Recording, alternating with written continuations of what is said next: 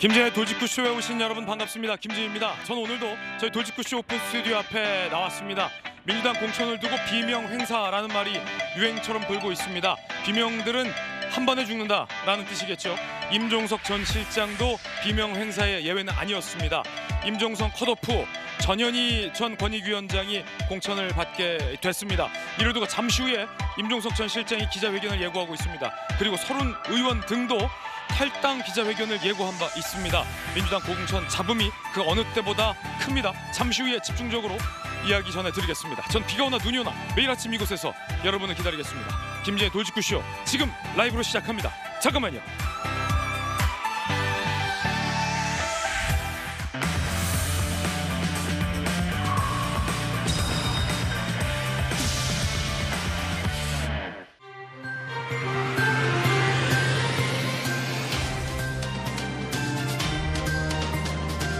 신문 읽어주는 남자입니다. 임종석 전 실장도, 천하의 임종석 전 실장도 비명 행사의 예외는 아니었습니다. 어제 민주당 의총이 있었습니다. 그런데 민주당 의총에서 이 대표 면전에서 남의 가죽을 벗기며 피칠갑 이런 얘기까지 터져 나왔습니다. 의총장에서 터져 나온 이 성토, 이번엔 이 대표가 들었는데 묵묵부답이었다고 합니다. 잠시 후의 이야기 저희들이 취재한 내용 전해드리죠. 오늘 조간신문 4가지 키워드 준비되어 있습니다. 함께 보시죠. 먼저 첫 번째 키워드부터 보겠습니다. 첫 번째 키워드는 뭘까요? 바로 이겁니다. 폭발. 한국일보가 오늘 일면에 쓴 기사입니다. 임종석 컷오프 고민정 사퇴. 비명 폭발했다. 오죽하면 홍영표 비명계 민주당 의원이 남의 가죽 벗기고 피칠갑된 손으로 웃으며 빵점을 얘기하느냐라고 이 대표 면전에서 이런 얘기를 쏟아냈습니다. 피칠갑. 이재명 대표는 뼈를 깎고 가죽을 벗기는 정도의 혁신을 해야 된다라고 얘기를 했습니다. 그런데 이게 비명에는 자기 살과 자기 뼈가 아니라 우리 살과 우리 뼈를 벗기고 피칠갑이 된 손으로 보였나 봅니다. 잠시 후에 이야기 나눠보겠습니다. 이어서 다음 키워드입니다. 두 번째 키워드는 당근. 조선일보 오면입니다. 필수 진료과 의료 사고 고의성 없으면 기소 안 한다. 정부가 이 반발하는 의사들에게 당근책도 제시했습니다. 의료사고 처리 특례법 정부 초안을 제안한 겁니다. 고의성 없는 불가피한 의료사고에서는 기소를 면하게 해줄 수 있는 당근도 정부가 제안을 한 겁니다. 우리 국민들이 이 사태를 매우 위중하게 보고 있습니다. 의사들이 이제는 협상에 나서야 할 때다라는 국민 목소리가 높습니다.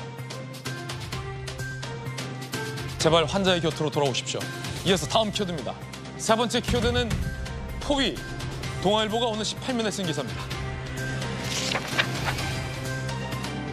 210년 중립 스웨덴 합류, 나토 연못된 발트해, 러시아의 고립은 심화됐습니다. 일종의 포위됐다라는 표현까지 할 정도입니다.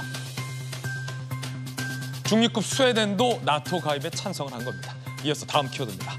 네 번째 키워드는 오늘의 시사상식 용어인데요. 오늘은 이겁니다. 화이트 사이트. 자, 이거 어떤 얘기일까요? 부동산 정책과 관련된 용어입니다. 일제 때 만든 공업지역, 서울의 서부권, 100년 만에 첨단 도시로 탈바꿈한다. 이때 나온 말이 화이트 사이트. 도시 개발을 할 때 주거상업 공업, 용도 지역에 따른 규제를 적용받지 않는 이른바 규제 프리 존입니다. 마음껏 개발할 수 있는 곳이 화이트 사이트, 하얀 백지장 같은 곳이라는 용어인데요. 싱가포르에서 처음 도입된 개념입니다.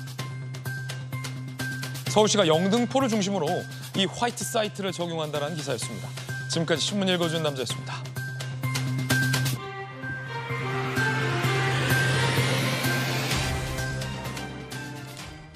오늘 함께하신 분들 소개해드리겠습니다. 국민의힘의 법률입니다. 송영훈 법률위 자문위원, 그리고 청와대 대변인과 문체부 차관 역임한 KBS 기자 출신의 박성규 전 차관 나오셨습니다. 돌직구 좌장, 서울시 부시장을 역임한 민주당의 김영주 의원님, 그리고 민주당 법률위의 조기현 부위원장 나오셨습니다. 어서 오세요. 남의 가죽을 벗기고 피칠갑된 손으로 웃으며 빵점을 이야기하느냐. 비명이 폭발했습니다. 더 이상 비명 행사하는데도 한계가 있다는 것 같습니다. 홍영표 의원이 이 대표 면전에서 한 말입니다. 남의 가죽을 벗기고 피칠갑된 손으로 웃으며 빵점을 얘기하느냐. 마침 오늘 서른 의원의 탈당 회견도 예견되고 있고 임종석 전 실장도 기자회견을 갖는다고 합니다. 피칠갑된 손, 비명계 눈에는 그렇게 보이는 듯한데 과연 오늘 무슨 일이 민주당에서 벌어질지 그 이야기가 저희들이 준비한 첫 번째 이야기입니다. 임종석도 컷오프, 명문외관 뽑았다. 지금의 민주당 상황과 갈등을 한 단어로 압축하자면 피칠갑이라는 단어가 가장 적절할 것 같습니다.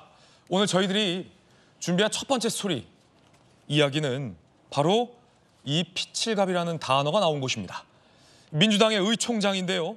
이재명 대표가 이번엔 지난번과 달리 의총장에 참석을 했습니다. 처음엔 웃으면서 들어왔는데 나갈 땐 그렇지 못했습니다. 우리 의원님들께서 여러 가지 의견을 주셨는데 우리 당무에 많이 참고하도록 하겠습니다. 대표님은 발언 안 하셨나요? 송영표 의원님이 있었는데 정종호 실장 허덕벌 얘기 안 나왔습니까? 이쪽으로 좀 도와주세요. 이에 대한 의총에서 좀 여러 의원님들 반발이 나왔는데 이에 대해서는 답변을 따로 안 주시나요? 오늘 원래 의총 안 오기로 하셨는데 의총 다시 참석하기로 하신 이유는 좀 말씀 주실까요? 이재명 대표는 묵묵부답이었습니다.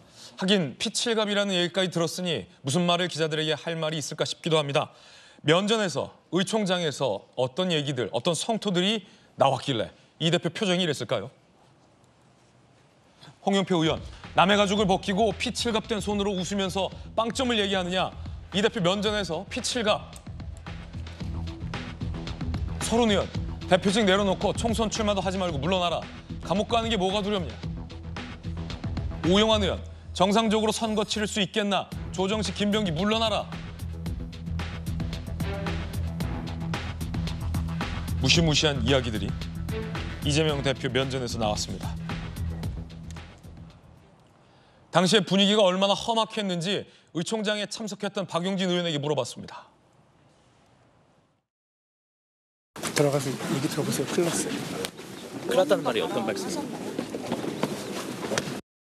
오늘 일만 보더라도 이게 명문 정당이 아니라 멸문 정당이 되고 있고 특히 여론조사를 둘러싸고 그런 결과에 대해서도 불신을 가져요. 정필모 전 선관위원장이 나와서 명확하게 자기가 모르는 사이에 누군가의 지시를 받고 그 문제가 되는 업체를 끼워 넣었다. 정체불명의 여론조사를 한 배경 또 거기에 관련된 사람들의 어떤 책임 이것을 명확하게 해야 된다. 이 대표의 가죽은 안 벗기냐 이런 발언하셨다고 했는데 좀 당 지도부의 아니 그거는 이제 공천하다 보면 혁신을 하다 보면 뭐 가죽을 벗기는 아픔이 있지 않느냐 그래서 아니 그 당 대표께서 그러면 자기 가죽을 벗기지 않는 그런 문제를 지적한 거죠.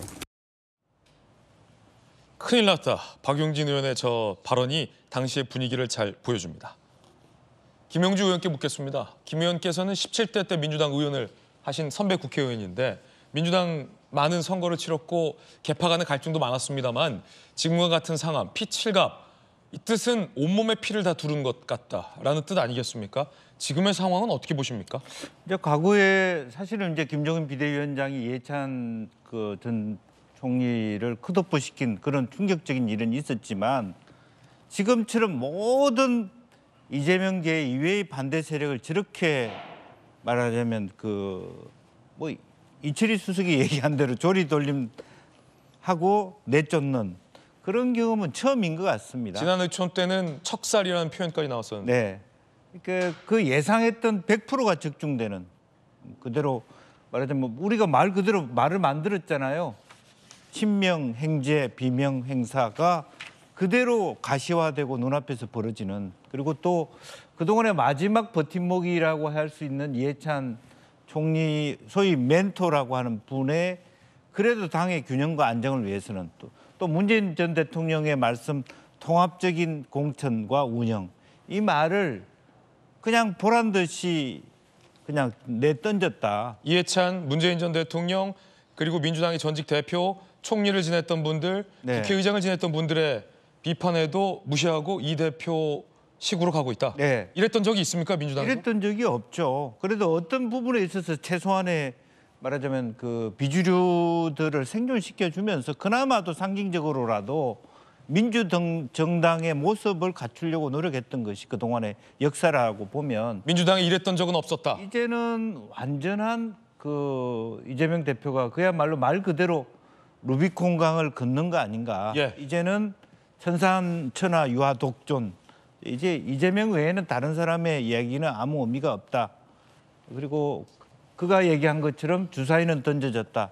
이렇게 봐야 될 것 같습니다. 예, 비명계들이 말하는 손에 피칠갑을 한 채 빵점 맞았다고 웃더라라는 장면은 이 장면을 말합니다.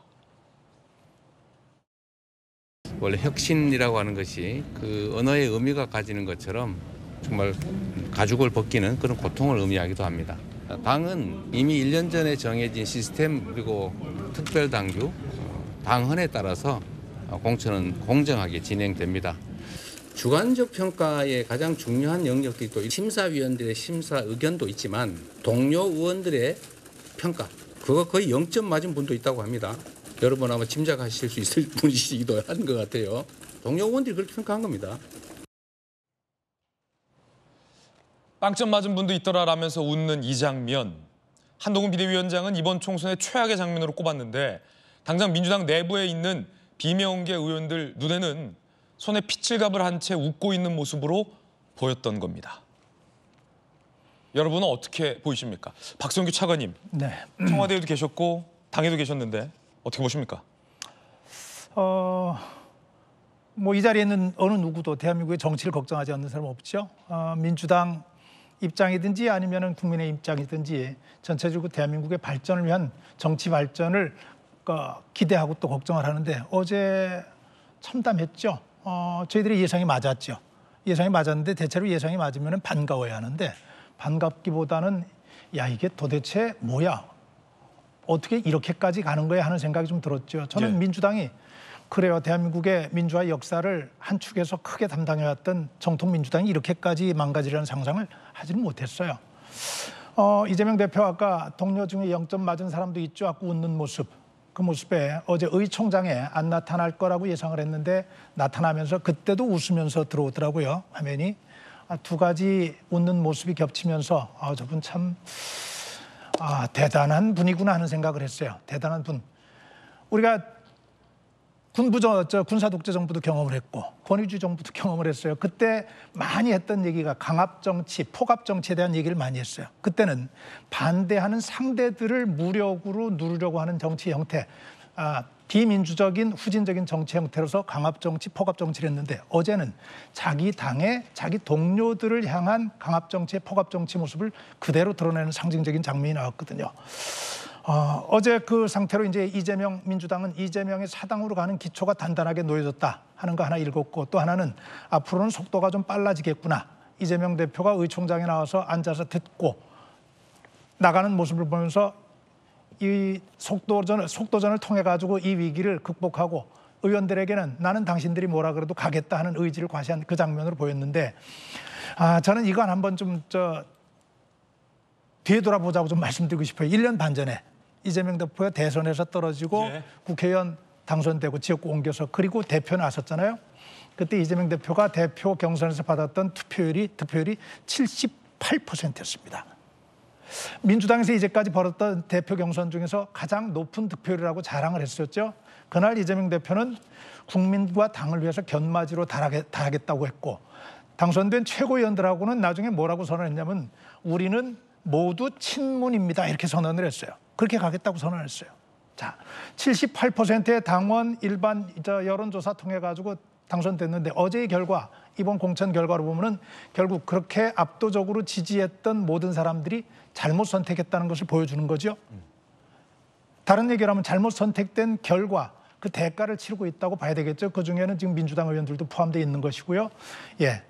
민주주의라고 하는 것, 선거라고 하는 것이 얼마나 중요한지 또 얼마나 무서운지 하는 것을 이재명 대표가 이번에 대한민국 국민들에게 정확하게 알려주고 있다. 이렇게 좀 말씀드릴 수 있겠어요. 우리 그 얘기 많이 합니다. 히틀러도 국민들의 투표로 선택된 지도자였습니다. 조기현 부위원장님, 당 법률이시잖아요. 민주당 내부에서는 두 가지 관측이 있었습니다. 임종석 전 실장을 컷오프할 거다, 지금처럼. 그런데 그 이전에 김영주 의원, 박용진 의원, 설훈 의원, 김한정 의원 등등등등등등. 이 공천 반발이 상당했기 때문에 지난 의총에서는 이 대표가 오지 않았던 그 의총에서는 척살이라는 반발도 나왔기 때문에 그래도 명목상으로라도 겉으로라도 경선에는 붙여줄 것이다. 그게 반반이었는데 어제까지는 이제 그 경선 겉으로 공정해 보이는 듯한 그 경선도 선택하지 않았습니다. 왜 그랬을까요? 쭉 유지해왔던 일관된 원칙대로 그대로 관철한 것으로 보이고 이 성동갑뿐만 아니라 지금 비판이 되고 있는 공천의 공정성에 대해서 앞만 보고 가겠다는 이재명 대표의 지도부의 입장이 분명해 보입니다. 제 개인적인 기대도 그랬고 당내 어떤 전반적인 분위기는 공천 갈등이 어쨌든 첨예화됐고 이것 때문에 당의 위기론이 분명히 발생했기 때문에 전체적으로 통합을 위한 마지막 수습책이 될 수 있다는 것이 상당수 공감되었죠. 이것은 친문이냐 친명의 문제가 아니라 어쨌든 현재로서 민주당이 겪고 있는 여러 가지 공천의 문제 때문에 발생된 어려움을 극복할 수 있는 계기로 삼기를 기대했고 특히 마지막에 이해찬 전 대표의 말씀도 있었다는 또 보도까지 있었기 때문에 이 정도면 공천을 하지 않을까라고 기대를 했습니다만 당초 확고한 원칙대로 그냥 하신 것 같고요. 이에 따른 반발이 있더라도 감내하고 가고 책임지겠다. 이 의지가 분명해 보입니다. 예.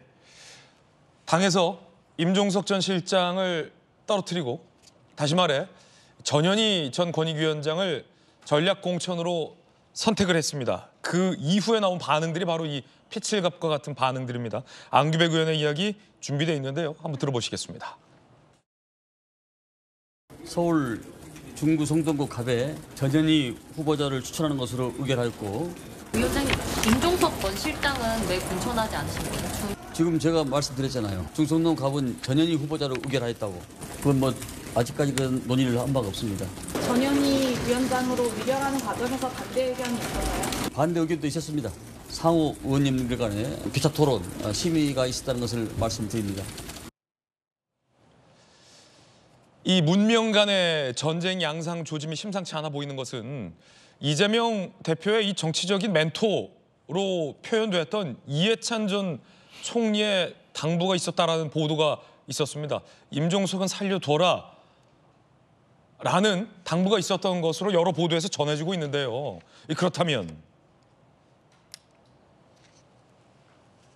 그런 당부도 이재명 대표나 이 당 지도부가 이제는 제치고 가는 것 아니냐, 이런 관측이 나옵니다.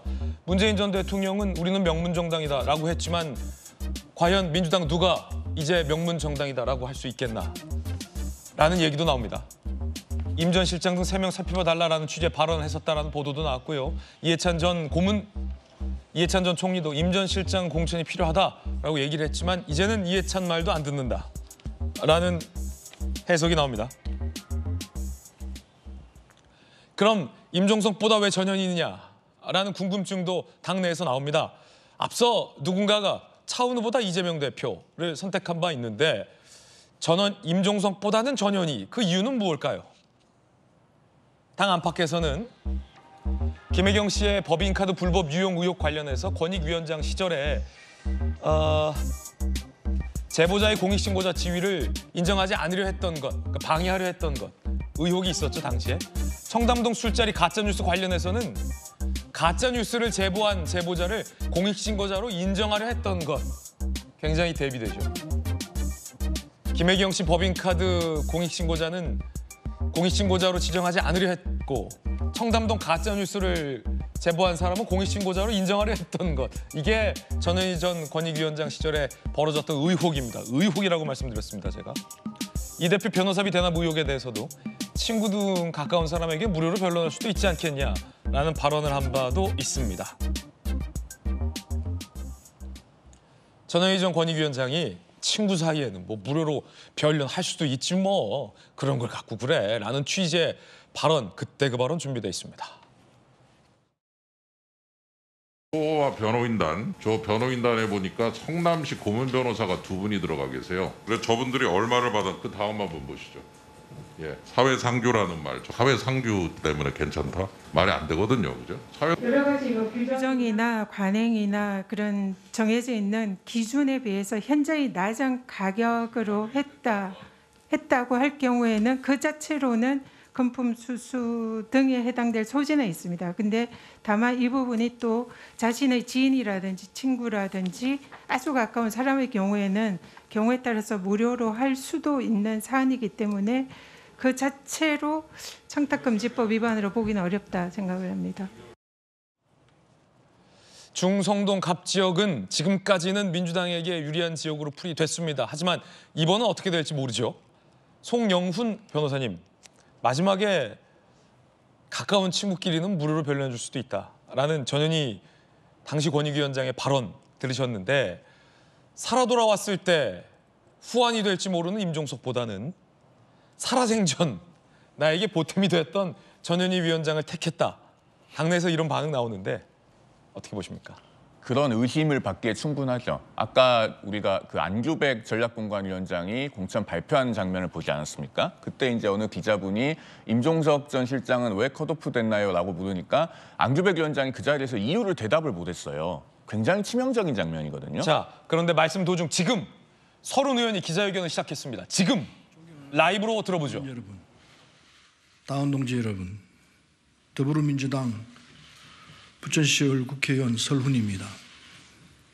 오늘 저는 40여 년 동안 몸담고 일구어왔던 민주당을 떠나고자 이 자리에 섰습니다. 지난 23일 저는 이 자리에서 제가 하위 10%에 들어감을 밝히고 탈당을 암시했었습니다.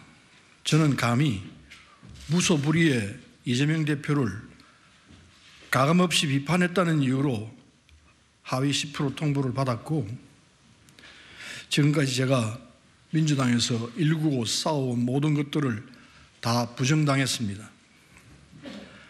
또한 지난 4년간 국민과 부천 시민을 위해 일했던 모든 것들이 이재명 대표를 비판했다는 이유로 모두 물거품이 되어 날아가 버렸습니다.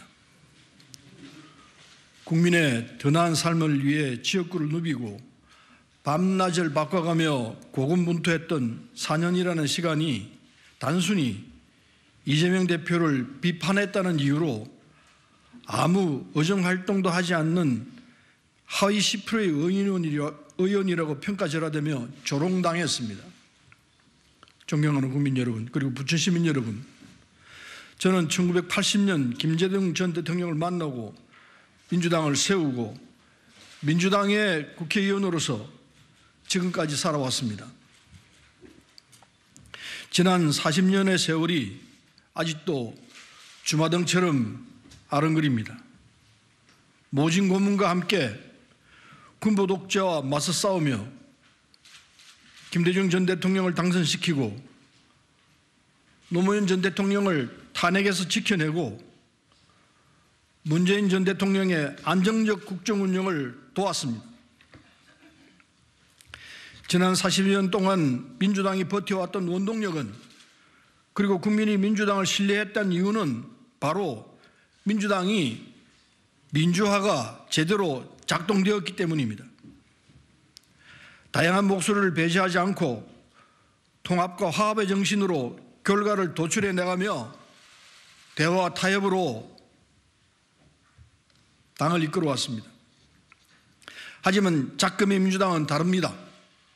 이제 민주당은 이러한 민주적 공당이 아니라 이재명 대표의 지배를 받는 전체주의적 사당으로 변모되었습니다. 이재명 대표는 윤상군처럼 모든 의사결정을 자신과 측근과만 결정하고 의사결정에 반하는 인물들을 모두 쳐내며 이재명 대표에게 아부하는 사람들만 곁에 두고 있습니다. 이제 민주당은 국민을 위해 어떤 정치를 해야 하느냐며 심도 있게 토론하는 것이 아닌 어떻게 아부해야 이재명 대표에게 인정받고 공천을 받을 수 있을 것인지만 고민하는 정당이 되어버렸습니다. 국민을 향한 다양한 목소리는 나오지 않고 이재명 대표를 향한 찬양의 목소리만 나오고 있습니다. 사랑하는 국민 여러분, 그리고 부천 시민 여러분, 윤석열 검찰 독재가 국민의 입을 막고 길을 닫으며 온갖 어리석은 짓을 저지르고 있습니다. 물가는 오르고 민생은 힘들고 국민의 삶은 피폐해져 가고 있습니다. 하지만 지금의 민주당은 전혀 국민께 대안으로 인정받지 못하고 있습니다. 이러한 현실을 부끄러워해야 하지만 이재명 대표는 아무런 책임조차 느끼지 못하고 있습니다. 이재명 대표에게 정치는, 그리고 민주당은 자기 자신의 방탄을 위한 수단일 뿐입니다. 윤석열 정권에 고통받는 국민은 눈에 보이지 않고 그저 자신이 교도소를 어떻게 해야 가지 않을까만을 생각하며 당을 운영하고 있습니다. 사랑하는 국민 여러분, 그리고 부천 시민 여러분, 저는 이런 민주당을 이제 떠나고자 합니다. 국민이 아닌 이재명을, 민생이 아닌 개인의 방탄만을 생각하는 변질된 민주당에 저는 더 이상 남아 있을 수 없습니다. 이제 민주당에는 김대중 대통령의 가치, 노무현 대통령의 정신이 모두 사라졌습니다. 마지막까지 이를 지키기 위해 싸웠지만 돌아오는 것은 동료 의원들의 비난과 조롱, 그리고 하위 10%의 통보였습니다. 하지만 포기하지 않겠습니다. 비록 민주당을 나가지만 민주당의 가치와 정신은 끝까지 제 가슴 속에 담아둘 것입니다. 밖에서 민주당의 진정한 혁신을 위해 더욱 힘껏 싸우겠습니다. 다시 민주당이 옛날에 참된 민주당이 될 수 있도록 외부에서 가차없이 비판하겠습니다. 그리고 당단히 당선하여 저 오만방자한 윤석열 검찰 독재 정권의 몰락을 위해 힘을 쏟겠습니다. 윤석열 정권의 끝없던 실정과 무능, 전횡형으로 고통받는 국민을 바라보며 최전선에서 앞장서서 싸우겠습니다. 저는 박정희 전두환도 무너뜨렸습니다. 싸워 이긴 경험을 토대로 이번 윤석열 검찰 독재도 당당히 싸워 이기겠습니다. 새로운 길을 떠나며 많은 지지와 성원을 보내주시는 국민께 감사의 말씀을 드립니다. 오로지 부천 시민과 국민을 생각하며 뚜벅뚜벅 새로운 길을 나아가겠습니다. 앞으로도 많은 지지와 성원을 부탁드리겠습니다. 감사합니다.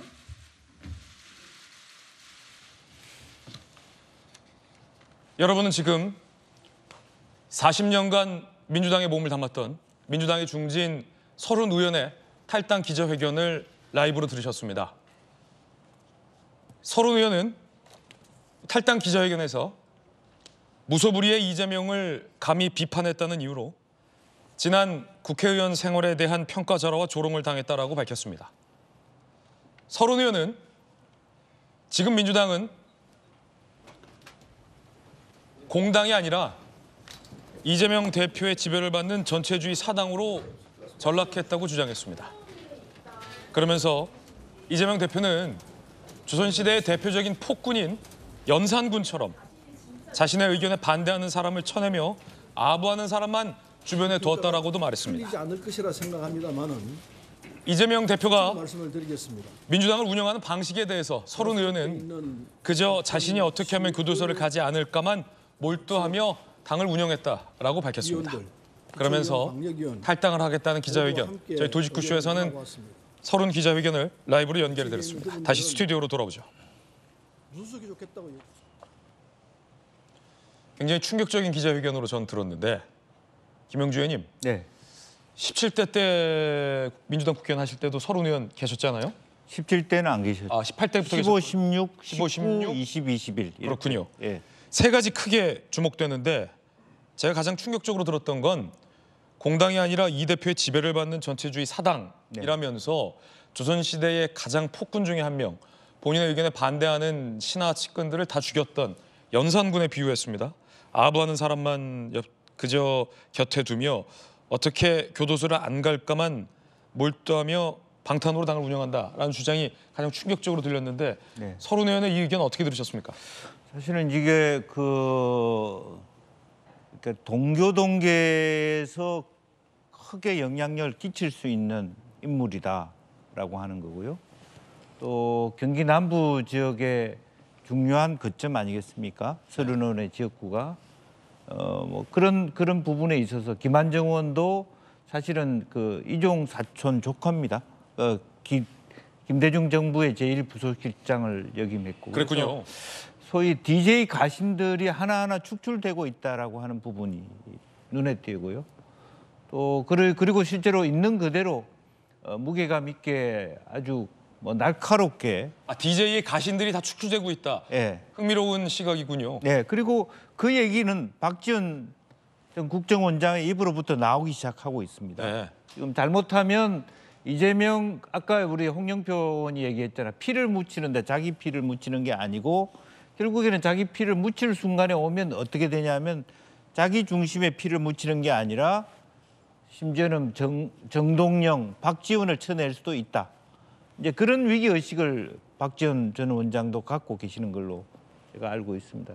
그러니까 그런 부분에 있어서 제가 느끼는 무게감은 호남이 들끓는 티핑 포인트가 다가오고 있다라고 하는 부분입니다. 그러니까 실제로 임종석, 뭐 지금 기동민, 윤영찬, 홍영표, 전해철 이분들이 다 호남의 고향을 둔 분들이거든요. 예. 그렇게 볼 수 있는 지점들이 왔습니다. 단순히 뭐 문명 충돌, 문명 갈등의 차원이 아니라 뭐 전 정권과의 차원의 문제가 아니라 실제로 이재명 사당화가 어디로 돼 있냐? 뭐 안규백 전략공관위원장 말씀처럼 여전사 3인방이 고향이 출신이 어디입니까? 다 영남입니다. 예. 이제 그런 부분에 대한 인식을 하기 시작하면 결과적으로 수도권 총선이 비상이 걸린다는 거죠. 수도권에 계시는 호남은 물론이고 수도권에 계시는 민주당의 지지자들과 동교동계를 지지해왔던 김대중 대통령을 지지해왔던 민주당의 인사들, 호남의 고향을 둔 인사들, 뭐 지금 뭐 장흥, 장성, 전주, 고창 이분들이 다 이제 고향들입니다. 그분들이 가만히 있을 수 있냐? 오히려 투표에 참여하지 않을 가능성이 높아지면서 굉장히 이것이 그냥 전체적으로 민주당의 선거에 빨간불이 들어오고 있다는 의미이고 그 말인즉슨 30의원 한 명만 탈당하는 차원의 문제가 아니다. 그렇죠. 그러니까 티핑 포인트라고 하는 건 지금까지는 그동안에 호남과 동교동계나 뭐 친노 친문할 것 없이 윤석열 정권이 저만큼 대통령 지지율이 낮고 못하니까 이번 총선의 중간평가에서는 가만히 있어도 민주당이 이길 것이다는 그냥 희망 섞인 자조였어요. 그리고 분열하지 말라. 이제 그런 부분으로 다 그런 어떤 그 이낙연계의 탈당에 대해서도 움직임이 없었거든요. 근데 지금은 상황이 달라지고 상황이 있다라고 달라졌다. 하는 거죠. 예. 동교동계가 건너각 고문부터 해갖고 들썩거리기 시작했다. 네. 굉장히 눈여겨봐야 될 지점으로 간다. 그렇게 봅니다. 네. 그 30의원이 탈당을 할 것으로 예견했습니다만 탈당 기자회견의 표현의 수위가 상당합니다. 이건 저도 예상하지 못했습니다. 연산군에 비유를 했습니다. 박성규 차관님, 연산군, 피칠갑, 연산군 같은 맥락입니다. 각각 개개인이 반발해서 탈당을 하면서 개개인의 주장을 하는 느낌이 아니라 그 오랜 정치부 출입을 했던 이 앵커의 귀에는 이분들이 같은 얘기를 하고 있다는 생각이 들립니다. 단순히 친문 계파 중심으로 똘똘 뭉친 게 아니라 친 이재명이 아닌 다른 민주당의 의원들이 같은 맥락의 얘기를 한다. 피칠갑, 척살, 연산군, 박 차관님 어떻게 들으셨습니까? 이제까지 이재명 대표에 대해서 비판하고 정말 적나라한 어떤 인간적인 문제, 사람을 어떻게 저럴 수 있을까 하는 비판들 이런 것들은 대체로 외부에서 나왔거든요. 반대쪽에 있던 사람들한테서만 나왔어요. 그런데 지금은 가장 가까이에서 정치를 함께하고 있는 동지들이었던 입장에 있었던 사람들이 그동안 관찰의 결과를 좀 내놓고 있는 거예요. 예. 일반인들하고 좀 다르죠. 서른 의원 뭐 개인적으로 좋아하는 분입니다. 저분이 가졌던 그 의기와 열정도 잘 알고 있고 네. 또 사실은 아픔도 있었죠. 아픔도 있었고 그런 여러 가지 과정을 거쳤는데 지금 저는 저걸 보면서 저거는 대국민 메시지이기도 하지만은 아직도 민주당에 남아있는 동료 의원들을 향한 굉장히 강한 어떤 피 끓는 외침 같다. 이런 좀 느낌이 들었어요. 상당히 흥미로운 분석인데요. 조금만 더 말씀해 주시면. 예, 이 얘기는 무슨 얘기냐면은 이제까지 이재명 대표가 기회가 있을 때마다 강조를 했거든요. 김대중 정신, 노무현 정신을 계승한다. 그리고 일 있을 때마다 노무현 전 대통령의 묘소에 가서 참배하고, 지난번에 문재인 대통령 만나고 나서도 노무현 대통령 묘소에 가서 참배를 했잖아요. 그리고 나서 모든 일들마다 노무현 정신을 세우는데 이재명 대표를 조금 아는 사람들, 관찰하고 있는 사람들은 무슨 소리야 저게, 노무현은 반칙과 특권이 없는 세상을 얘기를 했는데 정의가 패배하고 기회주의가 득세하는 세상을 이걸 없애야 된다고 얘기했는데, 이재명이 해온 세상이 이제까지 다 딱 노무현 대통령이 얘기했던 반대 입장을 삶을 살아온 거거든요. 근데 저분이 노무현 정신을 얘기하는 걸 보고 왜 사람들은 저걸 그냥 놓고 보고 있었을까 하는 것이 개인적인 제 궁금증이었는데, 서른 의원을 포함해서 민주당에 있었던 사람들은 설마 했던 겁니다. 그랬는데 이제 설마가 현실이 된 거예요. 서른 의원을 보면서 이런 생각이 드는 거예요. 왜 설마 하면서 내부에서 문제 제기하던 것을 직접 오래전에 좀 일찍 결행하지 못했던가. 구체적으로는 이낙연 대표, 지금 새로운 미래가 가 있는 그분들이 결행할 때 민주당에 있었던 사람들은 이미 실체를 다 확인했는데 나한테까지는 저게 불이익이 오지 않을 것이다 예상을 하고 기대를 하고 여기까지 미뤘던 것이거든요. 그 미뤘던 부분에 대해서 동료 의원들에게, 여러분 오늘 현상을 보면서 언제까지 우리가 이런 상황을 참을 것이냐, 우리가 자부심을 가지고 우리가 이제까지 열정을 바쳐왔던 민주당이 이렇게까지 망가졌는데 이 상황을 보면서도 여기 남아있는 것은 우리가 역사에서 부끄러운 일 아니겠는가. 나는 지금 나가니 당신들도 이것 좀 꼭 좀 깊이 생각하는 계기가 됐으면 좋겠다 하는 그런 외침으로 저한테는 좀 들렸습니다. 상당히 흥미로운 두 분의 분석이 이어지고 있습니다. 김영주 의원께서는 단순히 나 자신의 공천 탈락에 반발하면서 개개인이 탈당하는 문제는 아니다라는 부분을 짚어주셨고, 이렇게 제거되는 사람들이 공교롭게 DJ의 가신들이 제거되고 있다라는 말씀해 주셨어요. 우리 박성규 전 차관께서는 단순히 국민들에게만 던지는 메시지가 아니라 아직도 민주당에 남아있는 동지들에게 하는 메시지다라는 분석도 흥미롭게 들립니다. 이분들은 왜 이럴까를 생각해보면 앞서 저희 돌직구쇼에서 주목했던 여러 개의 장면들이 쌓이고 쌓인 걸 겁니다. 이 막판에 도와서는 임종석 탈락, 전현희 공천입니다. 앞서 전현희 전 권익위원장이 이재명 대표의 여러 문제들을 두둔해 왔습니다. 그중에 대표적인 게 송영우 변호사님 발언하던 중에 서른 의원의 기자회견 연결해 드렸는데, 김혜경 씨 법인카드 의혹을 제기한 사람은 공익신고자로 인정하지 않으려 했다라는 의혹과 청담동 술자리, 우리 시대의 대표적인 정치권 가짜뉴스를 고발한 사람을 공익신고자로 인정을 했던 움직임, 더 나아가 변호사비와 관련해서 친구끼리는 무료변론 가능하다라는 전현희 전 권익위원장의 저 발언 등이 이번 공천에 영향을 미친 것 아니냐, 이게 오늘 조가신분들의 분석이거든요. 어떻게 보십니까?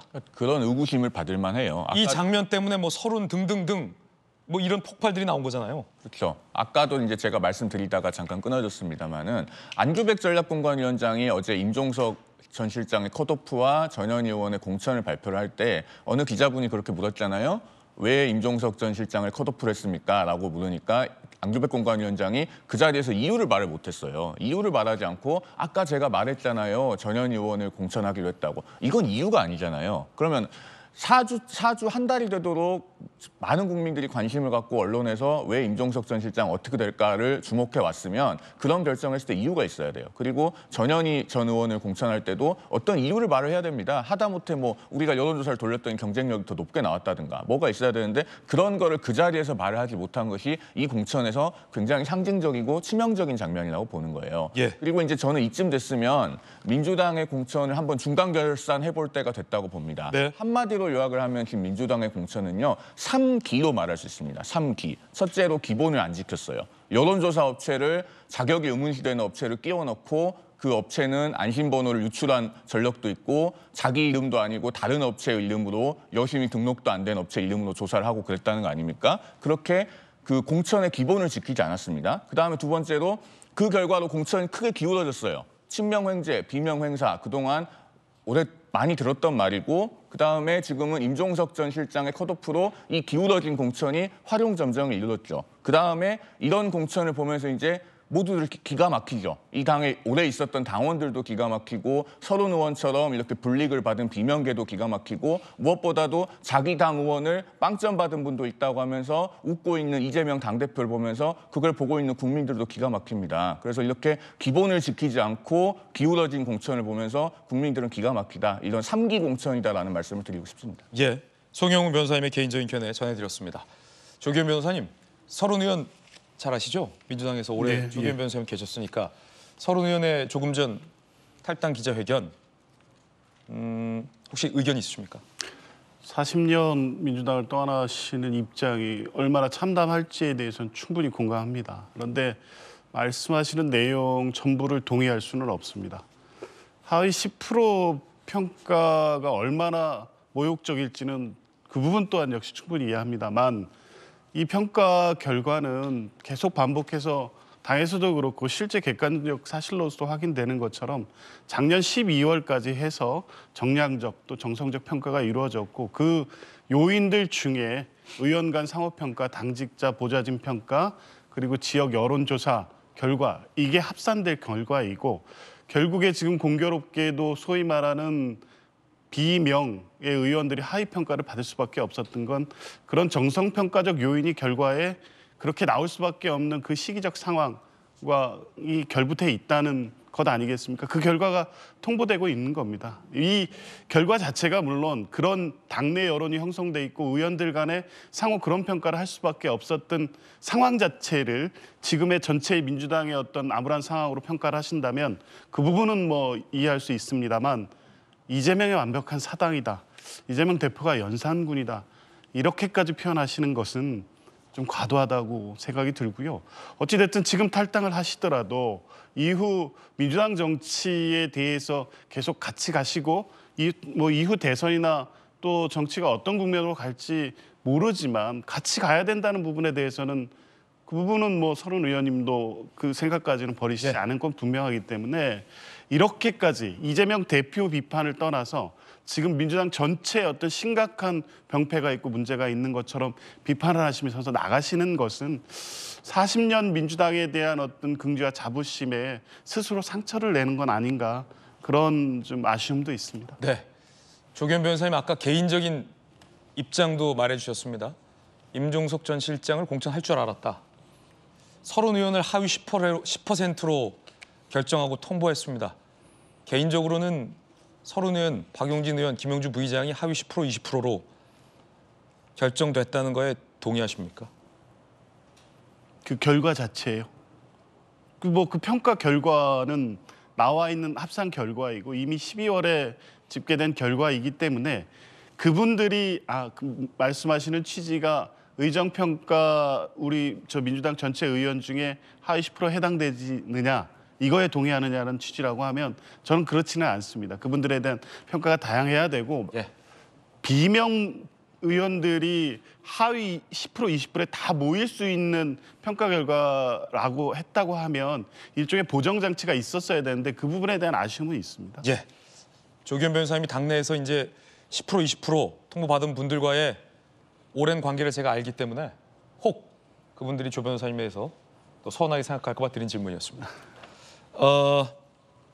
조금 전에 속보가 하나 들어왔는데 민주당의 한 공관위원이 유튜브에서 이 공천과 관련된 이야기를 해서 논란을 빚었습니다. 그 공관위원이 사퇴를 했는데 유튜브에서 어떤 얘기를 했길래 지금 사퇴를 했을까요? 박영훈 민주당 공관위원입니다. 유튜브에 나가서 임종석 전 실장이 무리한 요구를 한다. 선거 판세에 지장이 우려된다. 새 출발하시죠? 라며 발언을 했습니다. 혹자는 이 발언을 조롱성 발언으로 풀이하기도 했습니다. 새 출발하시죠? 내가 임 전 실장이면 나한테 전화했겠다. 잘 봐달라고. 3번쯤 하면 그때 받겠다. 라며 글쎄요. 박영훈 공관위원이 민주당의 정치 경력이 임종석 전 실장과 비교했을 때 누가 더 높은지는 잘 모르겠지만 나한테 잘 봐달라고 전화하면 3번째 전화 받겠다 라며 유튜브에 나가서 조롱에 가까운 발언을 해서 논란을 빚고 있습니다. 이런 부분들인데 그 혹시 아십니까? 박영훈 민주당 전략공관위원 김영주 의원님, 박영훈 공관위원보다는 민주당이 더 오래 계시잖아요. 그러니까 저분이 보니까 대학생위원회를 했다고요. 전국 대학생위원회 부위원장도 하셨고 경기도에 뭐 정책자문위원도 하시고 경기도 쪽에 뭐 기본주택 관련된 커미티 뭐 균형발전위원장 하셨는데 지금 나이가 30이 안 된 걸로 그렇게 지금 나옵니다만 제가 잘 모를 수 있는데 지금 제가 느끼는 것은 그렇습니다. 박영훈 씨나 안기령 씨나 이분들의 저러한 활동들이 민주당의 전체적인 대외적 이미지나 면모를 얼마나 추락시키고 있나. 제가 그렇다고 연령 차별을 하거나 젊은 세대들의 폄하하는 것이 아니고 실제적으로 보면 이제 안기령 씨 같은 경우의 경력이 근데 뭐 우리 차관님 계십니다마는 국민의힘에서 언론인들을 섭외해서 당직 보는 경우에 지금 SBS에 계시다가 지금 서초월에서 아직 그 단수 공천 받았습니까? 아직 결론은 안 난 걸로 결론도 알고 있죠? 아직 안 났습니다. 예. 그 쟁쟁한 성함이 누굽니까? 그 우리 9시 신동호 앵커. 그다음에 박영훈 그 지금 송파 갔습니다. 가까스로 됐습니다. 호준석 최소한 부장 이상급이 국민의힘에 가서 간당간당하게 공천 받고 있습니다. 실제적으로 보면 안기령 씨의 경험이라고 하는 것이 사실은 20대 YTN에서 혹은 광주방송에 있었다는 것이 그렇게 도봉이라고 하는 김건태 인재근 여사가 가졌던 그 알뜰한 민주적 정신이 있는 그 알짜 그 지역구에 전략공천을 할 만한 그러니까 제가 느끼는 그 비애가 그런 겁니다.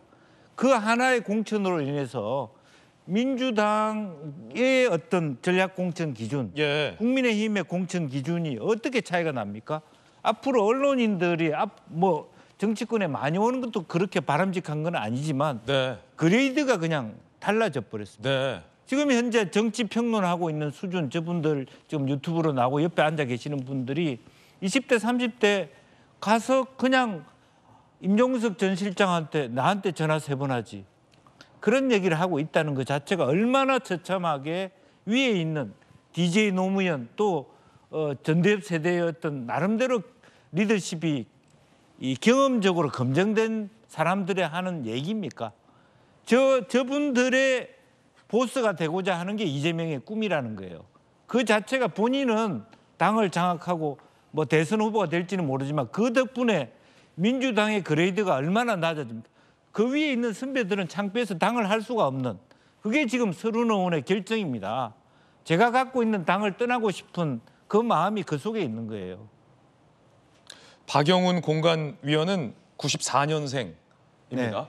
임종석 전 실장에게 유튜브에 나가서 나한테 전화하지 잘 봐달라고 3번째 받아줄 걸 이라고 말했던 박영훈 공관위원은 공관위원장직에서 공관위원회에서 물러났습니다. 그런데 유튜브에서 말한 대로 임종석 전 실장은 배제가 됐으니 참 희한한 일입니다. 임종석 전 실장이 잠시 후에 기자회견을 합니다. 어떤 선택을 할까요? 지금 전화도 안 받는데 두문불출이라고 합니다. 선거운동 전면 중단, 모처에서 측근들과 대책 논의. 오늘 오전에 국회에서 기자회견 할 것 같습니다. 박성규 차관님, 임 전 실장은 어떤 선택을 할까요? 이미 뭐 홍영표, 설훈, 뭐 김영주 의원 모르겠습니다만 여러 의견을 지금 교환하고 있는 것으로 전해지고 있는데 임종석의 선택은 어떤 선택일까요, 이제? 글쎄요. 지금 11시 40분 기자회견 한다는 거죠. 11시 40분 기자회견에서 내가 대승적으로 수용하겠습니다. 그런 얘기 안 하겠죠. 그런 얘기를 할 것 같으면 지금 시간과 분위기는 영 아니죠. 이렇게 거꾸로 임종석이 전 실장의 입장에 대해서 거꾸로 한번 생각을 좀 해봤어요. 임종석 실장은 왜 그렇게 성동갑을 그렇게 고집을 했을까? 다른 지역을 선택하라고 기회를 줬는데도 난 거기 안 가겠다 하고 고집을 했을까? 조금 전에 전 의원이 성동갑 간 것에 대한 분석이 좀 있었잖아요.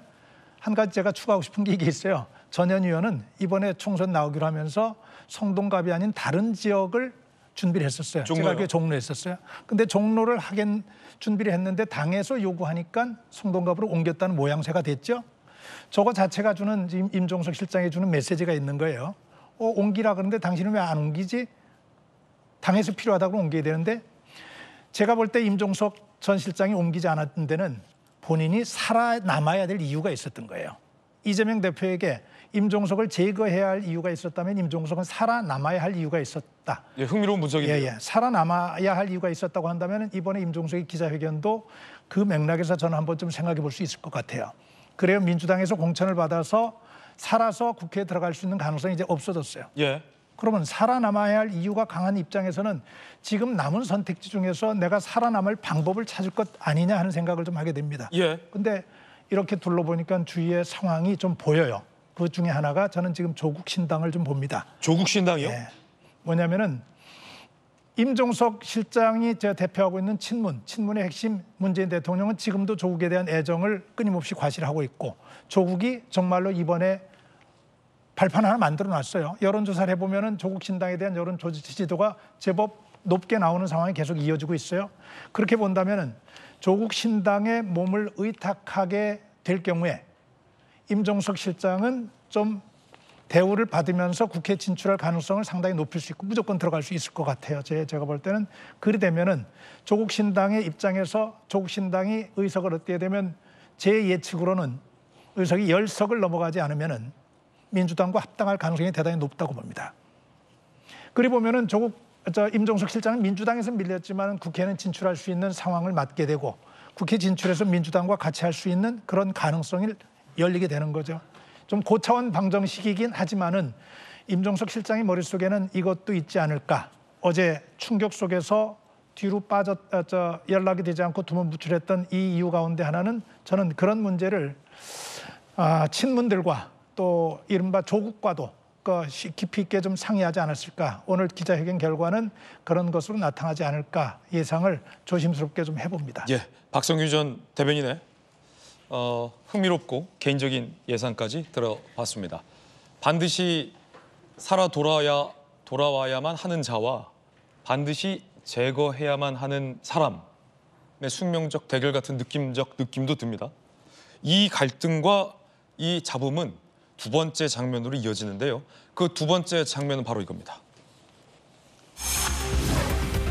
서른 의원은 고별 인사를 했고요. 탈당 넘어 분당 서른 의원에 앞서 그리고 김영주 부의장과 이수진 의원에 이어 민주당의 박영순 의원이 탈당을 선언했습니다. 들어보시죠. 저는 오늘 제가 30년을 몸담고 충성해왔던 더불어민주당을 떠나고자 합니다. 더 이상 이재명 대표의 사당으로 전락한 더불어민주당에서는 정당 민주주의의 미래를 기대할 수 없기에 진정한 민주주의 정당을 새롭게 꿈꾸며 탈당을 선언합니다. 저는 민주당의 이름으로 윤석열 정권을 비판할 수 없습니다. 이재명 대표의 사법 리스크와 민주당 내부의 모습이 폭주하는 윤석열 정부와 국민의힘과 판박이처럼 닮아가고 있기 때문입니다. 차은우보다 이재명이랍니다. 저는 새로운 미래에 합류하겠습니다. 마지막 발언 임팩트였습니다. 차은우보다 이재명이랍니다. 민주당의 친명계에서는 예능으로 한 말을 다큐로 받아들이냐라며 이를 비판한 한동훈 비대위원장을 비판했지만 당장 민주당의 박영순 의원은 탈당을 하면서 마지막 말 차은우보다는 이재명이랍니다 라며 탈당을 한 겁니다. 그 발언은 예능으로 했을지 몰라도 이미 다큐가 된 겁니다. 이 장면에서요. 적어도. 차은우보다 이재명이랍니다 라는 걸 외치며 탈당한 현역도 있습니다. 그리고 조금 전 서른 의원도 탈당을 했습니다. 홍영표 의원도 심상치 않습니다. 앞서 보셨던 장면, 어제 의총에서 이재명 대표 손이 피칠갑을 하고 있다라고 면전에서 질타했던 홍영표 의원이 기자들에게 의미심장한 말을 했습니다. 들어보시죠. 내가 뭐 조만간에 뭘 할 거. 의총 발언하시고 혹시 지도부가 뭐 피드백이나 응답을 했나요? 없죠. 뭐 1년, 2년, 3년 그런 게 없는데 내가 말하는 건 제가 말하는 건 한쪽 귀로 듣고 그냥 흘리겠지. 명문정당하자 그랬는데 오늘 보세요. 뭐 임종석도 그렇게 됐고 고민정 최고위원도 사퇴하고 이런 것들이 우리 힘을 하나로 모으는데 뭐 도움이 되겠습니까? 오늘만 딱 보면 그냥 명문정당이 아니라 멸문정당 아니에요. 조만간 말씀드리기 있을 것 같다라며 무언가 중대 결정을 발표할 것이다라는 예고까지 하고 나선 겁니다. 들었듯 고민정 최고위원도 최고위원직을 내려놨습니다. 이번엔 고민정 전 최고위원의 발언입니다. 최고위원직에서 물러나겠습니다. 제가 문제 제기를 했던 것은 최근에 불거지고 있는 공천 갈등과 무전략에 대한 비판을 방관하지 말고 적극적으로 문제 해결에 나서야 한다는 것이었습니다. 지도부는 당헌 당규로도 해결할 수 없는 정치적 사안들을 치열한 논의를 통해서라도 답을 제시해야 할 의무가 있습니다. 그러나 제게 돌아온 답은 차라리 최고위원회에서 물러나라는 답이었습니다. 민주당 중진 의원님의 공개적인 답변이어서 무겁게 듣지 않을 수 없었습니다. 최고위 불참한 이후에 이재명 대표라든지 다른 친명대로 지칭되는 최고위원들로부터 연락받으신 내용 혹시 있으십니까? 그건 없습니다. 고민정 최고위원의 최고위 사퇴. 홍영표 의원의 피칠갑, 박용순 의원의 차원 후보다 이재명이랍니다. 서른 의원의 연산군 지배하에. 이 발언들 여러분은 어떻게 들리십니까? 그에 앞서서는 김영주 부의장, 박용진 의원, 김한정 의원 등등의 개탄도 있었습니다. 송영훈 변호사님, 아까 3기라고 하셨죠? 민주당 공천은. 흥미롭게 들었는데 어떻게 보셨습니까? 1년의 일들.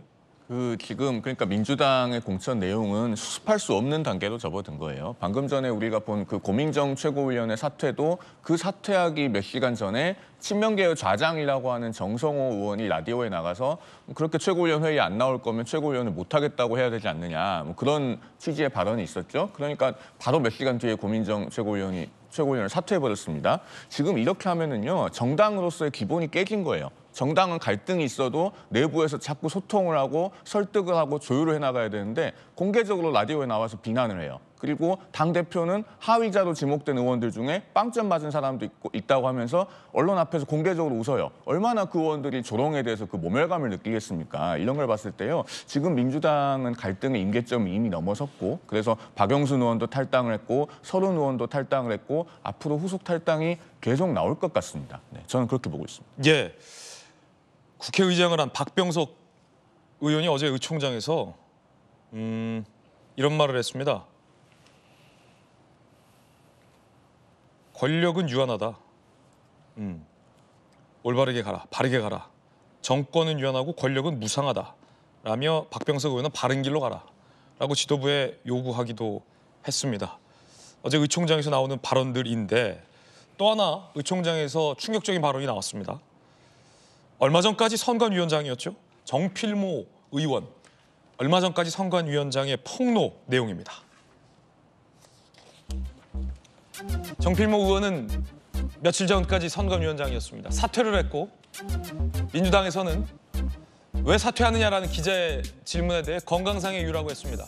그런데 어제 의총장에서 정필모 의원의 폭로 내용을 보면 건강상의 이유로 물러난 것 같지는 않아 보입니다. 누군가 전화로 지시해 해당 업체를 끼워 넣었다. 논란이 됐던 그 여론조사 업체 말입니다. 실무적으로 부담이 된다는 허위 보고에 속았다. 이런 사람들과 일할 수 없어서 내가 사퇴한 거다. 라고 얘기합니다. 논란의 중심으로 지목받았던 김병기 의원은 손사래를 쳤습니다. 해당 의혹에 대해서. 나는 압력을 행사한 적 없다. 그런데 어제 의총장에서 정필모 전 선관위원장은 누군가 전화로 지시해 해당 업체를 끼워 넣었다라는 겁니다. 그리고 더 앞서 이재명 대표는 해당 여론조사 논란에 대해서 문제없는 여론조사다라고 부인한 바 있습니다. 법률위 부위원장님, 어떻게 된 겁니까? 정필모 선관위원장은 누군가 전화를 걸어서 해당 업체를 끼워 넣었고 내가 그거 안 된다라고 했는데 날 속이기까지 했다라고 폭로했습니다. 저런 사람들과 도저히 같이 일할 수 없기 때문에 내가 선관위원장직을 물러났다. 라고 폭로했습니다. 그런데 얼마 전까지 민주당은 기자들에게 건강상의 이유 때문에 물러났다라고 말하지 않았습니까? 그 박용진 의원이 의총장을 나오면서 했던 큰일 났다는 얘기가 아마 저 부분을 지적하는 것 같습니다.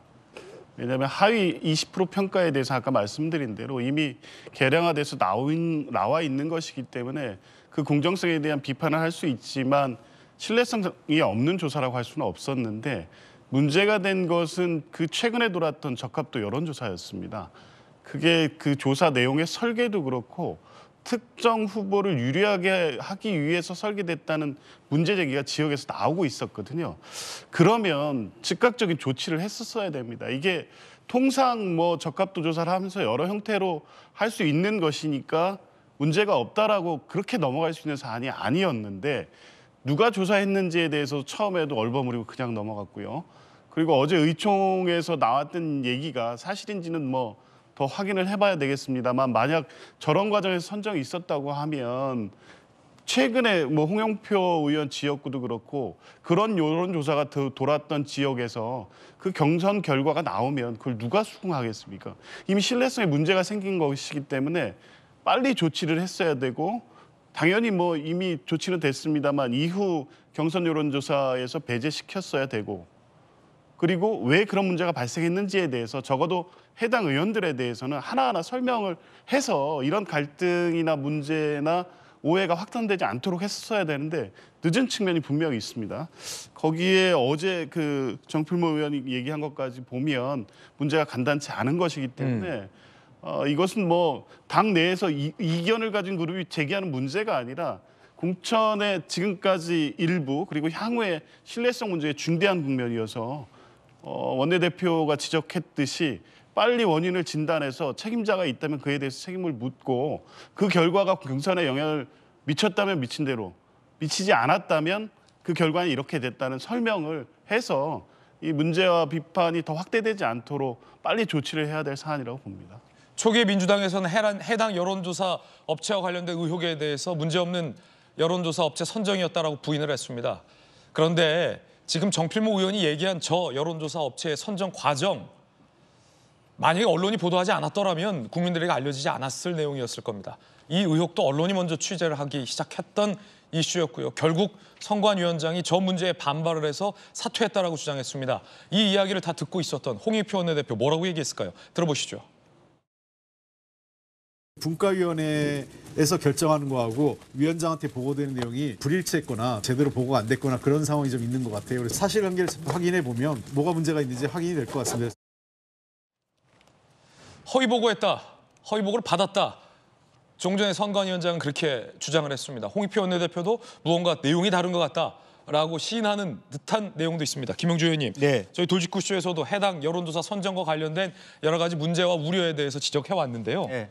지금 정필모 의원의 저 폭로 어떻게 들으셨습니까? 누군가 전화로 여론조사 업체를 끼워 넣으라는 거예요? 그건 앞서 선정됐던 여론조사들은 공정한 PT를 통해서 프레젠테이션을 통해서 선정이 된 건데 그런 정상적인 공식적인 공개적인 과정으로 여론조사 업체가 선정된 게 아니라 논란이 됐던 한 여론조사가 어떤 비선과도 같은 비공식적인 압력에 의해서 끼워 넣어졌다.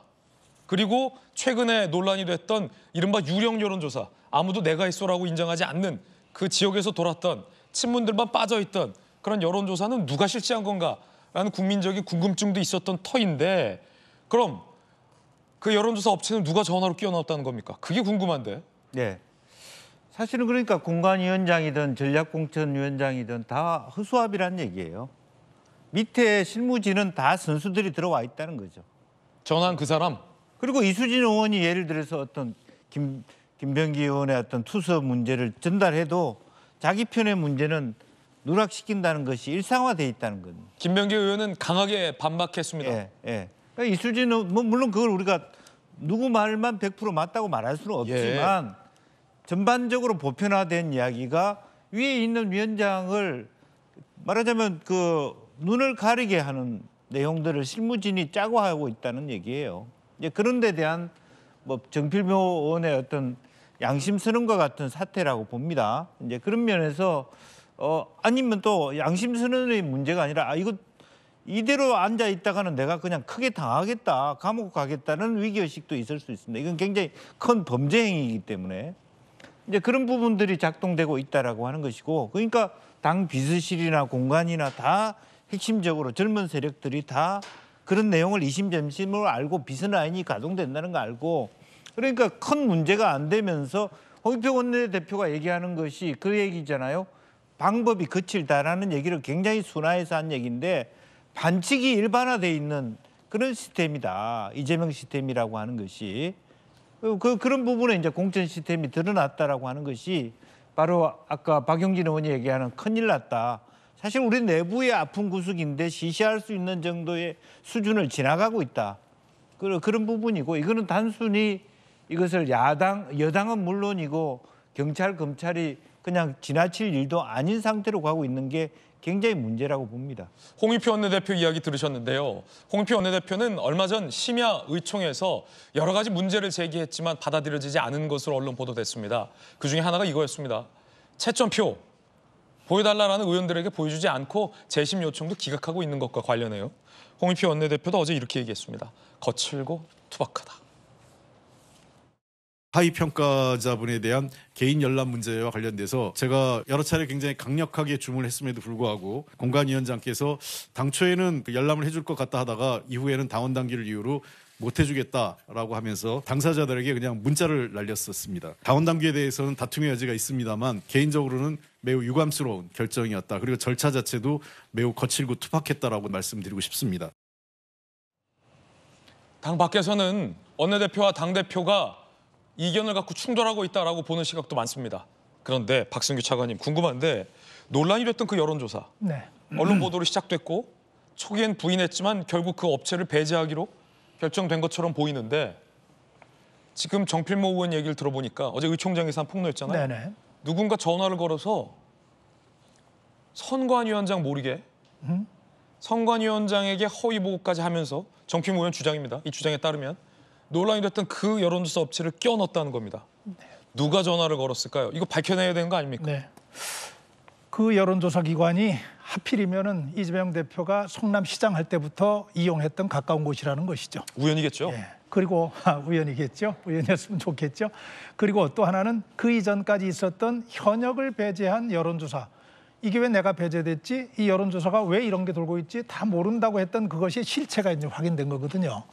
큰일 난지 맞죠. 이거는 무슨 얘기냐면은 가장 공정하고 가장 투명하게 진행돼야 할 공천 과정에 원인 무효 행위가 지금 드러난 거예요. 저 여론조사의 근거에 의해서 당신이 몇 % 차이로 지고 있고 거기에 따라서 점수가 어떻게 나와서 이렇게 돼서 당신 떨어지게 됐어, 이렇게 얘기했던 그 해당됐던 의원들이 좀 받아들이겠어요? 네. 받아들일 수 없죠. 민주주의의 가장 기본적인 룰을 부정하고 그 룰을 불법적으로 교묘하게 악용하려고 한 정말 이제까지 없었던 사례가 하나 좀 드러난 거고요. 정필모 선관위원장도 마찬가지예요. 저 얘기를 듣고 확인하고 했을 때 저걸 내부에서 바로잡으려고 노력을 안 해봤을까요? 제가 볼 때는 사표를 내기 전까지 교정하려고 노력을 했을 거예요. 이거 왜 이렇게 된 거야? 이거 이렇게 되면 되지 않아? 이런 과정들을 거쳤을 거예요. 그러다가 안 되니까 이게 내 선을 벗어났구나. 내가 통제할 수 없는 일이구나. 이거 사표 내고 나간 거예요. 법적인 문제가 나올 수 있고. 이런 면에서 저는 임혁백 공관위원장의 처지가 참 안타깝게 느껴져요.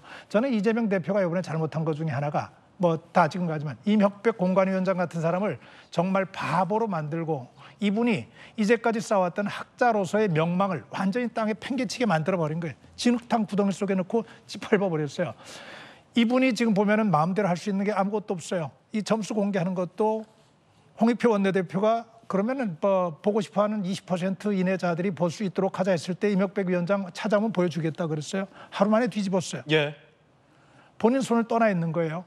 이분 대한민국의 대표적인 진보 정치학자로 명망이 있었던 분인데 지금 이 상황을 국민이 보고 당원들이 보고 모든 사람이 이게 말도 안 되는 과정으로 진행되고 있다고 하는데 이 중심에 서 있는 이분 마음이 어떻겠어요? 저는 임혁백 공관위원장의 고백도 어느 순간인가는 나올 수 있지 않겠는가 하는 생각합니다. 좀 안타까운 마음이 들죠.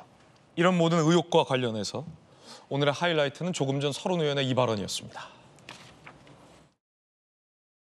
오늘 저는 42년 동안 몸담고 일구어왔던 민주당을 떠나고자 이 자리에 섰습니다. 이제 민주당은 이러한 민주적 공당이 아니라 이재명 대표의 지배를 받는 전체주의적 사당으로 변모되었습니다. 이재명 대표는 윤상군처럼 모든 의사결정을 자신과 측근과만 결정하고 의사결정에 반하는 인물들을 모두 쳐내며 이재명 대표에게 아부하는 사람들만 곁에 두고 있습니다.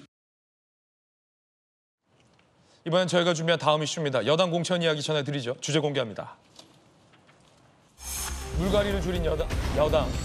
야당 탈당파에 대해서 귀순우대 정책도 펴고 있습니다. 먼저 여론조사 한 대목 보겠습니다.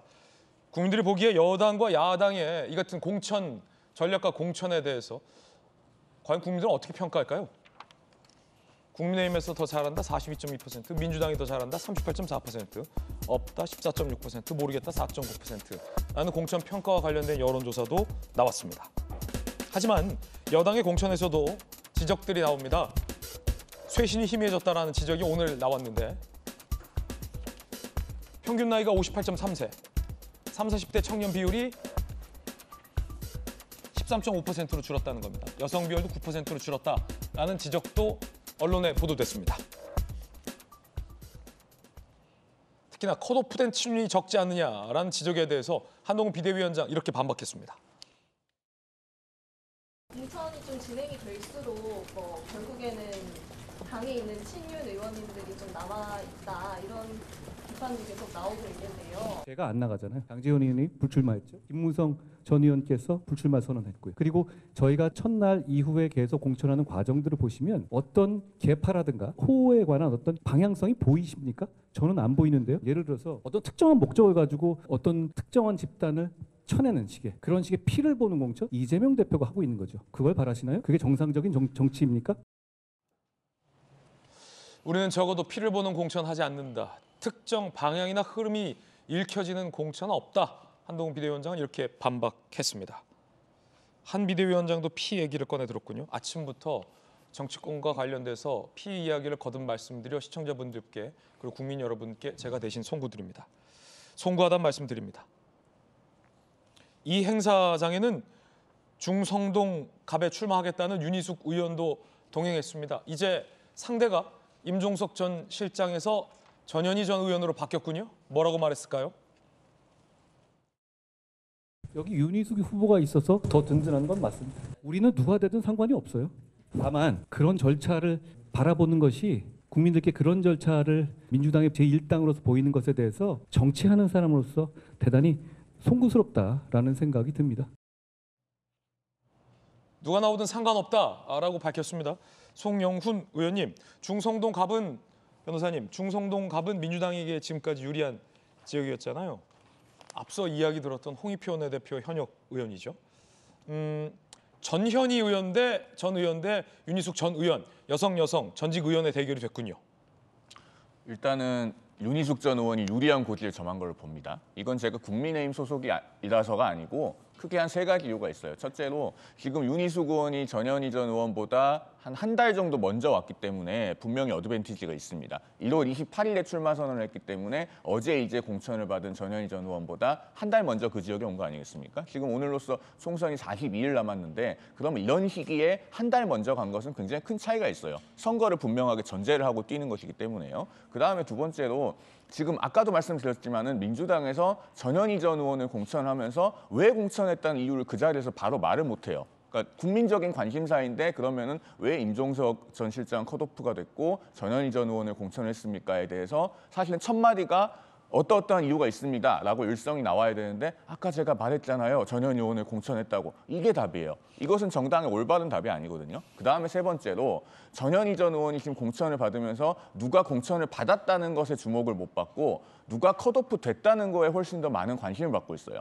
다 지금 어떤 것에 주목하고 있습니까? 임종석 전 실장이 컷오프가 됐다. 임종석 전 실장이 컷오프가 됐으니 민주당은 앞으로 어떻게 될까? 2시간 뒤에 11시 40분에 임종석 전 실장이 기자회견하는데 어떤 내용을 말할까? 이거에 주목을 하고 있지. 그럼 전현희 전 의원이 성동갑에 무슨 공약을 내놓을까? 어떻게 가서 선거운동할까? 이거에 관심이 없습니다. 그럼 첫 단추가 크게 꼬였거든요. 이런 세 가지 점에서 현재는 윤희숙 전 의원이 유리한 고지에 있다. 저는 이렇게 평가합니다. 예. 그건 송영우 변호사님이 국민의힘 소속이라 이렇게 보시는 측면도 좀 있는 것 같습니다. 왜냐하면 언제 공천을 받았는지가 그 선거 결과에 그렇게 결정적인 영향을 주지 않거든요. 이번엔 조기현 변호사님은 어떻게 보세요? 전현희 전 의원과 윤희숙 전 의원의 매치에 대해서 민주당의 전략이랄까요? 일단은 인물 경쟁력으로서 충분하고 훌륭하죠. 이게 친문이냐 비명이냐 이 대립구도가 지금 공천 갈등 상황에서 그렇게 프레임화된 것이지 전현희 위원장이 친명 아니지 않습니까? 지금 전 정권 하에서 국민권익위원장을 했고요. 이제 그런 측면에서 보면 전 국회의원도 했고 여러 가지 그 여성으로서 해오신 활동이나 직의 뭐 이런 거를 비교해 볼 때 인물 경쟁력에서 더 앞선다 이렇게 보여지고 어찌됐든 중성동 갑은 민주당한테는 다소 유리한 지역인 건 분명합니다. 그리고 공천 갈등 국면이 지나고 3월 중순에 공천이 완료되면 본선 구도에서는 이 선거가 어떤 선거이냐에 대한 어떤 구도, 즉 지금까지 이 선거 상황이나 전체 구도를 이끌어왔던 윤석열 정부에 대한 평가와 심판의 내용이 다시 부각된다고 하면 그런 부분에 있어서 오히려 전현희 위원장이 가장 선명하게 던질 수 있는 이미지와 메시지가 있기 때문에 윤희숙 위원과의 경쟁에서 전혀 뒤질 리가 없고 뒤지지 않을 만큼의 경쟁력도 있고 그래서 충분히 승산이 있는 지역이다 이렇게 봅니다. 예, 참 흥미로운 대결이 됐습니다. 여러 의미로 말입니다. 두 분의 각 당에 소속돼 있는 두 분의 관측 들었습니다. 조금 전 정청래 최고위원이 이렇게 발언을 했습니다. 최고위원 회의에서 나온 발언인데 동료 의원들에게 이렇게 비판을 했군요. 지금 민주당의 깃발과 상징은 이재명 대표라면서 동네 돌아다니다 보면 노무현 지켜주세요 했던 사람들이 문재인 지켜주세요 했고 지금은 이재명 지켜주세요 한다. 노무현 문재인 지켰던 사람이 지금은 이재명 지켜주세요 한다는 사실을 국회의원들은 잘 모르냐. 라며 문재인 이름 걸고 국회의원 당선됐느냐. 이재명은 왜 안 되느냐라며 이건 시대 흐름에 대한 몰이해다라고 밝혔습니다. 상당히 흥미로운 얘기를 했는데 김영주 의원님. 예. 노무현 지켜주세요 한 사람이 문재인 지켜주세요 했다. 그건 되고 문재인 지켜주세요 한 사람이 이재명 지켜주세요라고 말하면 왜 안 되느냐라며 국회의원들의 왜 이걸 모르냐라며 아마 탈당한 서른 의원 등을 빗대서 한 말 같아요. 당신들은 왜 이재명 지켜주세요 안 하느냐 나처럼 이란 얘기도 들리고 그렇게도 들립니다. 시대 흐름에 대한 몰이해다 이런 얘기도 했습니다. 노장이 교체되는 게 당연한 흐름이다 라며 문재인 전 대통령을 노장에 빗대기도 했는데 어떻게 들으셨습니까? 원조 친노로서. 글쎄요. 뭐 시대의 흐름이 그런지는 저는 모르겠습니다만 저는 노무현 대통령 사랑한 사람으로서 절대 이재명 대표를 인정할 수가 없습니다. 개인적 견해죠? 예, 개인적 견해. 저는 왜냐하면 노무현 대통령은 자기 아들이 알기 때문에 거짓말을 할 수 없다고 얘기했던 사람이에요. 완전 다른 결을 갖고 있었습니다. 그리고 철저한 시장주의자입니다. 동북아 평화를 이루었지만 우리나라의 컨테이너가 저쪽으로 가서 돌아오지 않는다는 의미로 사실은 그 일을 하지 않았고 시베리아 횡단 열차에 대한 그리고 FTA도 받아들였습니다. 헌법 질서에 굉장히 국한해서 일을 했습니다. 사실은 많은 비판을 받았지만 대타협주의자입니다. 오죽하면 말하자면 대연정을 제안했던 그런 분입니다. 국민을 위해서 일을 했기 때문에 자기 아들이 알기 때문에 거짓말 못한다. 그렇게 얘기했던 분하고 어떻게 이재명 대표하고를 같이 동일시합니까? 그게 시대의 흐름입니까? 다만 희망 고문을 받고 있는 그야말로 어떤 어찌 보면 민주당 당원이라고 하는 이유로 속박받고 있는 그런 당원들에 대한 희망 고문을 다음번에 이재명 대표가 대통령이 될 수도 있지라는 그런 상상 속에서 참고 있을 뿐이죠. 근데 그것이 시대의 흐름이다. 저는 거기에 동의할 수 없습니다. 예, 동료 국회의원들에게 왜 이재명은 지키려 하지 않느냐라는 정청래 최고위원의 발언, 조금 전 발언이 참 흥미롭게 들려서 소개해드리면서 김영주 의원님의 의견도 여쭤봤습니다. 그런가 하면 국민의힘에서는 이 귀순 우대 정책을 펴겠다라고 밝히는데 무슨 말일까요? 민주당의 김윤식 전 시흥시장이 부적격 판정을 받았습니다. 민주당에서요. 어제 민주당을 탈당했고 국민의힘 입당을 선언했습니다. 민주당은 지켜야 할 정신도 가치도 사람도 없는 정당이다라는 겁니다. 조정식 사무총장과 맞대결하느냐라는 관측도 모아지고 있습니다. 국민의힘에서는 귀순우대 공천 전략이 있다라고 홍보하고 있습니다. 조광한 전 남양주시장도 공천을 줬고 이상민 의원도 공천을 줬고 김윤식 전 민주당 시흥시장도 공천을 줬다라는 겁니다. 귀순우대자에게는 공천을 줄 수 있다라는 걸 검토하겠다라고 얘기한 거죠. 김윤식 전 시흥시장은 아직 공천이 확정된 바는 아닙니다. 이야기 들어보시죠. 오랫동안 몸담은 당을 떠난다는 게 쉬운 결정은 아니어서 2달 넘게 고민했습니다. 이재명 일당은 이번 총선 공천을 통해 민주당을 완벽한 이재명 사당으로 만들고 있습니다. 이번 총선에서 민주당을 혼쭐내고 이재명 사당을 심판하는 것이 정치 발전에 기여하는 길이라는 생각으로 이 길에 나섰습니다. 김윤식 전 시흥시장은 경선에 참여도 안 했는데 경선 불복이라는 이유로 부적격 판정을 내린데 동의할 수 없다면서 탈당한 바 있습니다. 이번엔 저희가 준비한 다음 이야기입니다.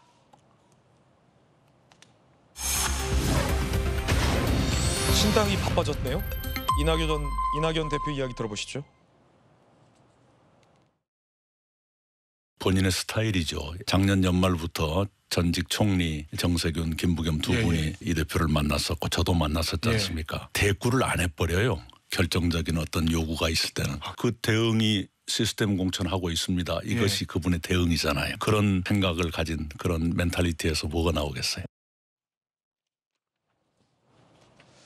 서른 의원에게 이낙연 대표가 함께할 걸 기대한다라고 밝힌 바 있습니다. 마침 오늘 조금 전 서른 의원은 탈당했죠.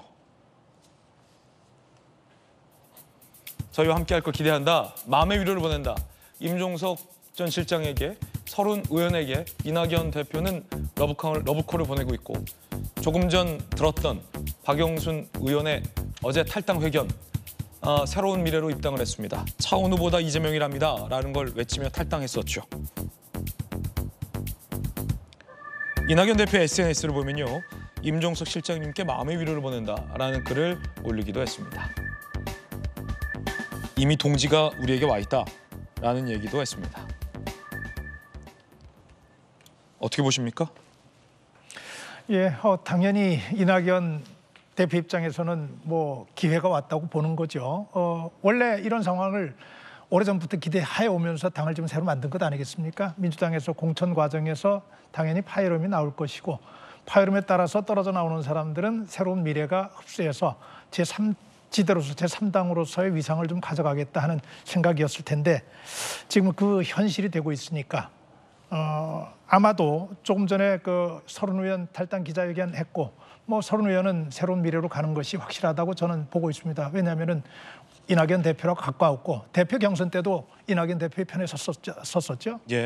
문제는 지금 홍영표 의원을 중심으로 한 나머지 지금 흔들리는 의원들이 어디로 갈 것이냐 이 문제일 거예요.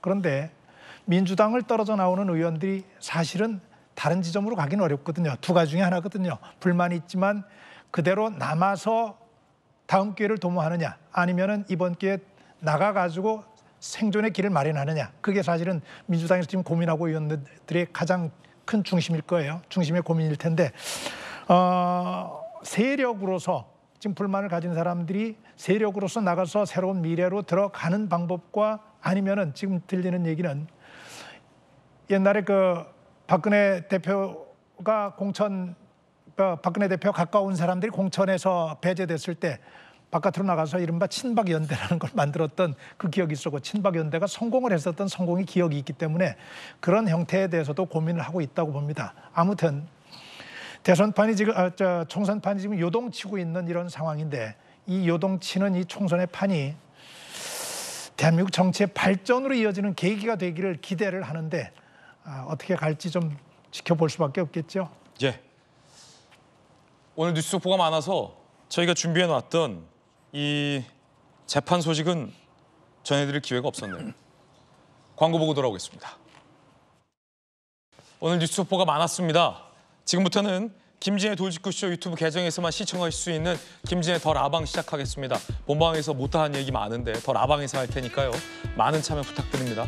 오늘 김영주 의원님, 송영훈 변호사 모시고 더 라방 이어가겠습니다. 오늘 하루는 분명 어제보다 나을 겁니다. 좋은 하루 되십시오. 고맙습니다.